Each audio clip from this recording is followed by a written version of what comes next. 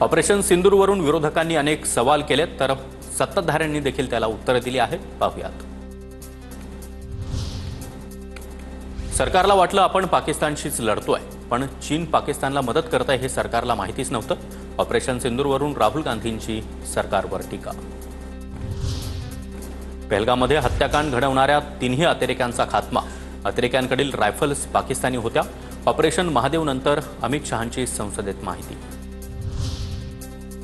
पहलगाम हल्ल्यावेळी सुरक्षा रक्षक का नव्हता? संरक्षण मंत्र्यांनी तासभर भाषण केलं, मात्र पहलगाम हल्ला कसा झाला हे सांगितलं नाही. प्रियंका गांधींची सरकारवर टीका.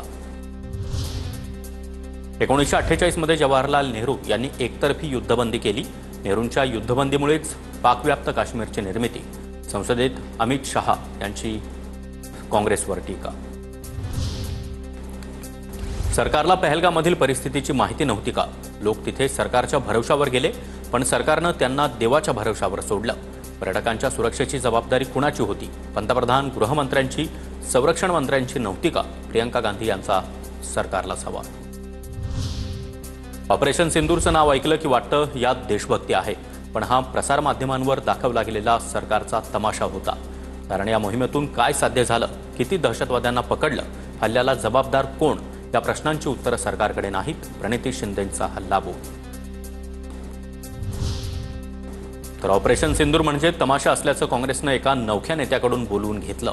प्रणिती शिंदे यांच्या वक्तव्यावर पंतप्रधान मोदी काँग्रेसवर संतापले. भारतीय सैन्याच्या शौर्याला तमाशा म्हणायला लाज वाटली नाही का? आमदार चित्रा वाघ यांची प्रणिती शिंदेंवर टीका.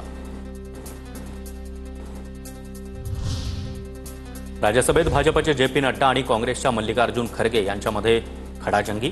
नड्डा यांच्याकडून खरगेंचं मानसिक संतुलन बिघडल्याचं वक्तव्य, तर खरगेंनी आक्रमक पवित्रा घेतल्यानंतर नड्डा यांच्याकडून दिलगिरी व्यक्त.